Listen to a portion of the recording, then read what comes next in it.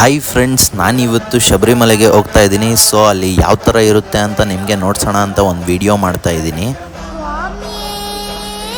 ನಾನು first ಪಂಪಾಗೆ reach ಆಗಿ ಪಂಪ ನದಿಯಲ್ಲಿ ಸ್ನಾನ ಮಾಡಿ ಊಟ ಮಾಡೋಣ ಅಂತ ಇಲ್ಲಿ ಬಂದು ನೋಡಿದ್ರೆ ಇಲ್ಲಿ ಬಾಯ್ಲ್ಡ್ ರೈಸ್ ಗಂಜಿ ಇತ್ತು.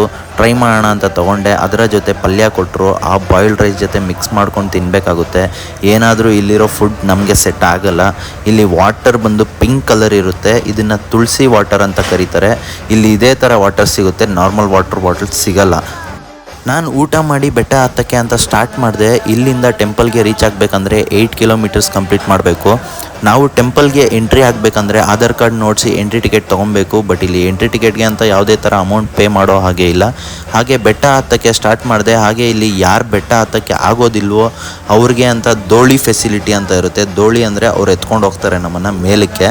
4 ಜನ ನಮ್ಮನ್ನು ಕ್ಯಾರಿ ಮಾಡ್ತಾರೆ. ಸೊ ಒಬ್ಬರಿಗೆ 6K ಚಾರ್ಜ್ ಮಾಡ್ತಾರೆ, 6,000 ಚಾರ್ಜ್ ಮಾಡ್ತಾರೆ. ಇಲ್ಲಿ ಹೋಗ್ತಾ ಇರೋ ಟ್ರ್ಯಾಕ್ಟರ್ನ ದೇವಸ್ಥಾನಕ್ಕೆ ಪೂಜೆ ಐಟಮ್ಸ್ ತೊಗೊಂಡು ಹೋಗೋದಕ್ಕೆ ಅಂತ ಯೂಸ್ ಮಾಡ್ತಾರೆ. ಆ್ಯಂಡ್ ಮತ್ತು ಇಲ್ಲಿ ಯಾವುದೇ ಥರ ಬೇರೆ ವೆಹಿಕಲ್ಸ್ ಅಲೋ ಮಾಡೋದಿಲ್ಲ. ಯಾರೇ ಆಗಿದ್ರೂ 8 ಕಿಲೋಮೀಟರ್ಸ್ ನಡಿಲೇಬೇಕು.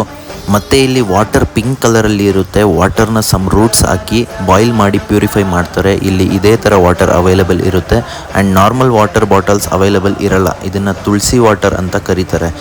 ಇಲ್ಲಿ ಬೆಟ್ಟ ಹತ್ತುವಾಗ ಯಾವುದೇ ಥರ ಮೆಡಿಕಲ್ ಇಶ್ಯೂಸ್ ಫೇಸ್ ಆದರೆ ಹಾಸ್ಪಿಟಲ್ ಸಹ ಅವೈಲೇಬಲ್ ಇರುತ್ತೆ. ಇಲ್ಲಿ ಬೆಟ್ಟ ಹತ್ತಬೇಕಾದ್ರೆ ಫ್ರೂಟ್ಸ್ ಆ್ಯಂಡ್ ಸ್ನ್ಯಾಕ್ಸ್ ಸಹ ಸಿಗುತ್ತೆ. 2.5 ಅವರಲ್ಲಿ ನಾನು ಬೆಟ್ಟ ಹತ್ತಿ ಮೇಲೆ ರೀಚ್ ಆದೆ. ಇಲ್ಲಿ ನೀವು ನೋಡ್ತಾ ಇರೋ ಕ್ಯೂ ಬಂದು ಮಾಲೆ ಹಾಕಿರೋವ್ರದ್ದು. ಮಾಲೆ ಹಾಕ್ದಿರ ಇರೋರಿಗೆ ಅಂತ ಸಪ್ರೇಟ್ ಕ್ಯೂ ಇರುತ್ತೆ.